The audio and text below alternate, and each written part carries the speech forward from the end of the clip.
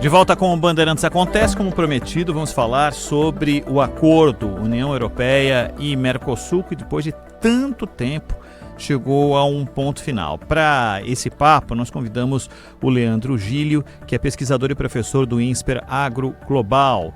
Leandro, como vai? Boa tarde para você.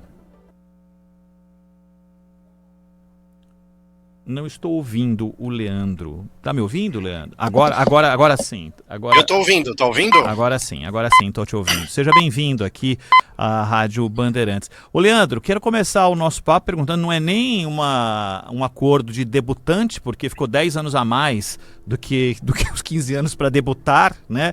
Mas depois de tanto tempo, 2 décadas e meia, quem cedeu mais para que houvesse um acordo? Depois a gente fala de França e quem ficou contra, mas quem teve que ceder mais?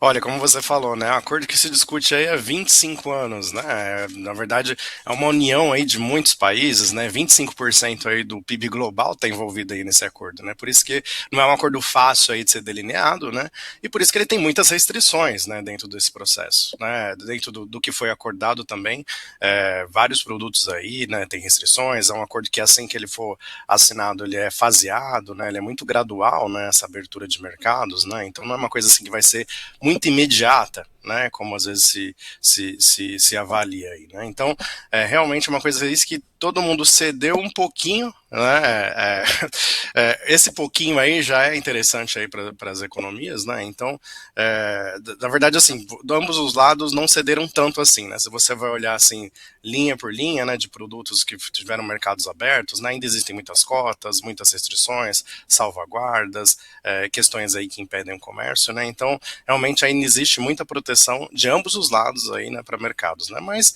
dentro de alguns produtos aí existe algum tipo de benefício, então cada lado cedeu um pouquinho, né, ali cada um na sua área, né, lá a União Europeia ele tentou travar um pouco a parte agrícola, aqui para o Mercosul também nós também travamos um pouco o nosso mercado com relação a automóveis, né, coisas um pouco mais industrializadas, então assim, são dois mercados ali que têm uma tendência de ser um pouco protecionista, né, mas conseguiram aí chegar a um acordo aí, mesmo que, digamos assim, um pouco minimizado por essas restrições ainda que vão ser existentes aí, mesmo com a vigência do acordo, mas ainda se consegue aí alguma coisa que, pelo menos às vezes, até simbolicamente é importante aí para o mercado.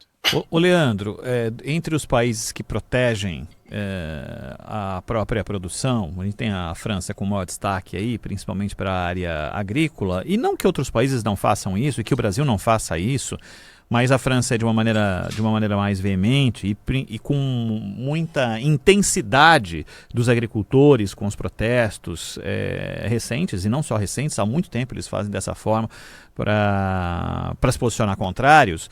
O que eu queria te perguntar é a respeito do Macron, porque o Macron falou que me deu até uma certa preocupação com a expressão que foi utilizada, porque ele diz que a luta não está perdida, tem ainda muita água para rolar debaixo dessa ponte. O que pode acontecer com a França, mesmo não colocando ali a chancela dela para esse acordo, mas para melar de alguma forma o que vem pela frente, como você disse, gradualmente vai acabar acontecendo?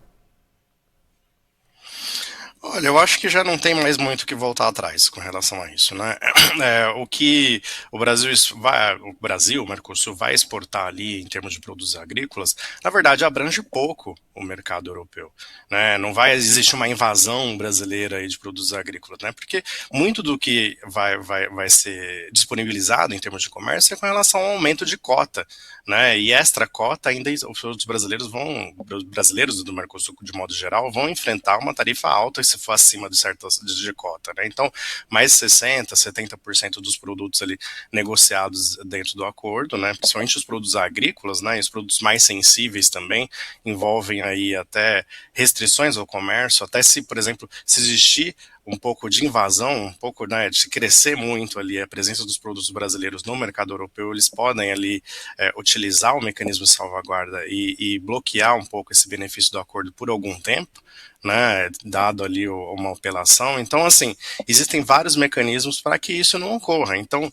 tecnicamente, se você for avaliar, não vai existir um grande prejuízo ali para o produtor europeu, né, ele não vai perder mercado, o mercado ainda é muito protegido, né, o produtor francês ali, né, ele deve muito mais se preocupar com os produtos que vêm ali do leste europeu, de outros países que estão dentro da própria União Europeia, que acabam competindo com eles mesmos, né, do que justamente o que vai vir aí do Mercosul invadindo esse mercado, né. Então, acho que é muito mais uma questão política ali, né, uma questão um pouco histórica ali dos agricultores ali da França, né, e também eles estão tentando ali tirar algum benefício dentro desse contexto, né, aumentar ali subsídio, né, ter ali algum benefício ali político local ali, muito mais voltado para esse lado do que justamente um efeito aí vindo do acordo. Ô Leandro, as pessoas que estão nos ouvindo agora, eu acho que elas ficam se perguntando, pô, o Leandro acabou de falar que esse acordo vai ser gradual, né? Vai ser percebido com o passar do tempo, né? Com a queda de algumas barreiras impostas de maneira que foram colocadas de maneira gradual para serem adaptadas, digamos assim. Mas o consumidor, ele quer saber, assim, o azeite português que hoje está lá na gôndola de um jeito, ele estará diferente daqui a um tempo? Vai haver uma possibilidade de comprar um produto português mais barato? Os ovos que virão da Europa para o Brasil ou do Brasil para a Europa, de alguma forma serão percebidos claramente na gôndola com um benefício? O consumidor final, Leandro, essa é a pergunta, vai perceber que houve um acordo entre Brasil, entre Mercosul e União Europeia em que momento? Esse consumidor é que realmente vai perceber o benefício em si, né? Como você falou aí, azeite, vinhos, né? Esses produtos aí que os europeus fabricam muito bem, né? Esses produtos industrializados, né? Que são um pouco mais caros aqui para o Brasil, azeites, vinhos, chocolates, essas coisas assim no mercado que a gente encontra, que a gente importa, né? Isso no mercado é bastante caro, né? Isso daí com o tempo vai se reduzir, né? Como eu falei, o acordo é faseado, né? Então o acordo se prevê até de uma redução de tarifas aí em prazo de 20 anos, né? A depender de produto a produto. Alguns produtos vão vir um pouco mais rápido, né? Então, por exemplo, azeite, ele atinge uma tarifa um pouco menor, né? Algumas bebidas, vinho é um produto de exceção, né? Então, os vinhos um pouco mais caros, eles vão entrar num primeiro momento um pouco mais barato, depois de uns 4 anos ali, os outros vinhos um pouco mais baratos vão entrar um pouco mais no nosso mercado. Então, assim, para o consumidor, isso daí acaba sendo interessante, né? Porque aumenta um pouco a competitividade, os produtos europeus entram um pouco mais aqui no país, né? E é claro, né, que não vai também existir uma invasão de produtos europeus, porque a gente é muito eficiente também na produção, principalmente de alimentos, né? Você até citou aí ovos, né? Duvido que venha ovos aqui para o Brasil, né? Porque a gente acaba produzindo aqui para o nosso consumo, né? E os nossos produtos agrícolas são baratos também, por isso mesmo que existe ali o lobby ali dos agricultores europeus ali, com certo receio ali dos produtos agrícolas invadirem o mercado deles também, né? Então, na verdade, para o consumidor final, seja europeu, seja brasileiro, isso é interessante, porque aumenta a competitividade, né? Diminui ali os preços ali na gôndola no final, né? Então, realmente, para isso aí é interessante, mas como eu disse, né? Isso daí é faseado, é um acordo aí que, mesmo que começar a vigência do acordo hoje, por exemplo, né? Não é o caso, né? Ainda vai para assinatura, ainda tem coisas para se resolver dentro dos parlamentos, dos congressos, né? Algumas regras ali que vão entrar em vigor um pouco devagar, né? Mas digamos assim que o acordo entrou em vigor hoje. Isso daí, esse acordo tem um prazo aí de mais ou menos 20 anos aí para ir caindo essas tarifas, né? Gradualmente, fase a fase, justamente para que os mercados se adaptem, né? Não exista aí um choque muito forte aí de início, né? Então, isso daí foi planejado ao longo desses 25 anos, né? Justamente para que ninguém aí, digamos assim, saia perdendo muito aí dentro desse processo. Nós estamos conversando aqui na Rádio Bandeirantes com o Leandro Gílio, que é pesquisador e professor do INSPER Agro Global. Você acabou de repetir a questão dos 25 anos, Leandro. E é uma coincidência esse acordo estar chegando no começo de 2026 ou tem uma relação direta com tudo que aconteceu do ponto de vista do comércio global, com as decisões tomadas a partir do governo americano de taxações e principalmente os fatos mais recentes que mexem com determinadas estruturas e preocupa a União Europeia, mas não só na questão comercial, mas na relação geopolítica mesmo entre os países, quanto que os Estados Unidos foram responsáveis por dar uma acelerada na assinatura desse acordo como uma resposta da União Europeia e do Mercosul às pretensões americanas? Olha, você tem toda a razão. Eu acho que um dos grandes responsáveis por acelerar, pois daí no pé do acelerador, é justamente essa pressão geopolítica aí, vindo principalmente no lado do comércio aí dos Estados Unidos, né? A Europa perdeu bastante o protagonismo recente, né? Se a gente for ver aí dentro das questões relevantes atuais, né? A gente vê aí muita pressão dos Estados Unidos, China ganhou muito poder, né? Geopolítico global, Rússia também, e a Europa ali acaba sendo ali quase um tabuleiro de batalha aí, né? Dentro desse processo. Então, eu acho que isso daí acelerou um pouco até para a Europa ganhar um pouco mais de estofo, um pouco mais de protagonismo também e ter aí alternativas, né? Dentro desse aspecto geral, né? Ganhar um pouco até de competitividade comercial também, né? Porque se a gente for observar, né, até na indústria automotiva europeia está sofrendo grande pressão aí da indústria automotiva chinesa, né? Com a invasão dos carros chineses, né? Invasão até aqui no Brasil a gente observa um pouco isso, né? Na Europa mais ainda, né? Então a Europa está perdendo um protagonismo de modo geral, né? Então esse acordo aí, ele ajuda um pouco a Europa a ter um pouco de força aí dentro desse contexto, né? Então com certeza isso daí foi acelerado por esse momento, né? O ONU, desde que o Trump foi eleito aí, as questões geopolíticas têm estado bastante conturbadas e claramente isso daí fez com que esse acordo aí se consolidasse um pouco mais rápido, né? Que os problemas aí fossem transpassados de maneira um pouco mais rápida, né?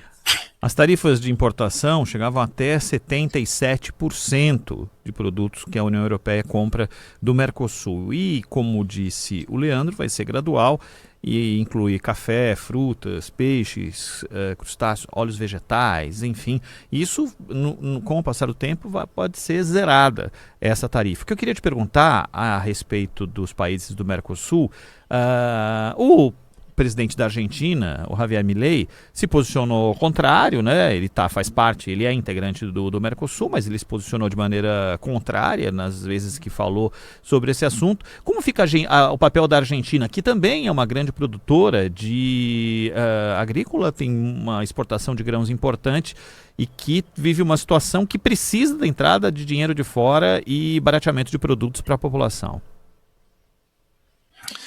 Olha, eu acho que essa contrariedade da Argentina foi muito mais uma coisa ali de alinhamento político do Milei ali no início. Eu acho que logo depois ali a Argentina até mudou um pouco de posição com relação a isso e passou até a apoiar esse acordo, né? E como você falou, né, essa redução tarifária, essa redução ela vai existir, né? Mas mesmo assim, os principais produtos nos quais a gente vai ganhar mercado, né? Que se espera se ganhe mercado, né? Cerca de entre 60% e 70% dos produtos que a gente vai exportar mais, a gente vai ter uma limitação de cota ainda, né? Então essa cota ela vai aumentar um pouquinho, né? E extra cota, essas tarifas ainda vão permanecer para o mercado europeu. Então, por exemplo, de carnes aí a gente sobe para um volume mais ou menos de cota de cerca de 115 mil, 100, mais ou menos uma elevação de 100 mil toneladas aliás, 100 mil quilos de carne e exportada aí, 100 mil toneladas de carne exportada aí para a União Europeia, né? Isso daí se representa muito pouco, né, do mercado europeu, é cerca de 2% desse mercado, né?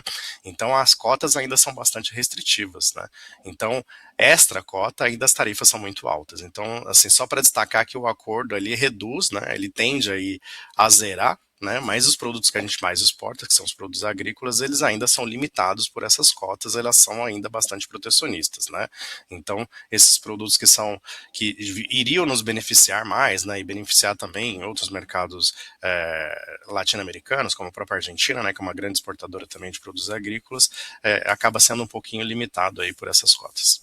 Leandro, antes da gente encerrar e brindar com um vinho importado que vai estar mais barato, eu queria te perguntar, você como um especialista, você há muito tempo estuda e pesquisa a respeito da relação comercial entre União Europeia e Mercosul. Você é um entusiasta do acordo da maneira como ele foi assinado? Olha, acho que a gente precisa ser um entusiasta de todos os acordos com o Brasil. O Brasil trabalha um pouco mal, assim, acordos comerciais, né? E no momento que a gente vive um momento de aumento das restrições de comércio no mundo todo, né? Aumento de tarifas, guerra comercial, eu acho que um acordo comercial que tem uma tendência de reduzir tarifas, né? Aumentar cotas, né?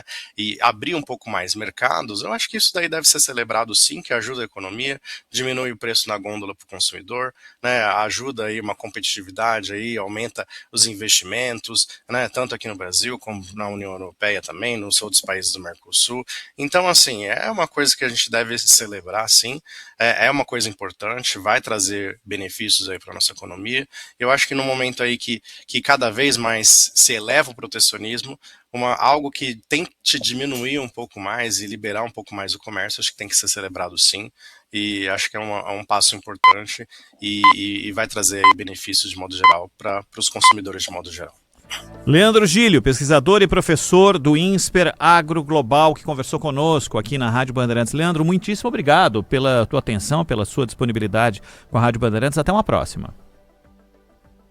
Até uma próxima, obrigado, um abraço. Valeu.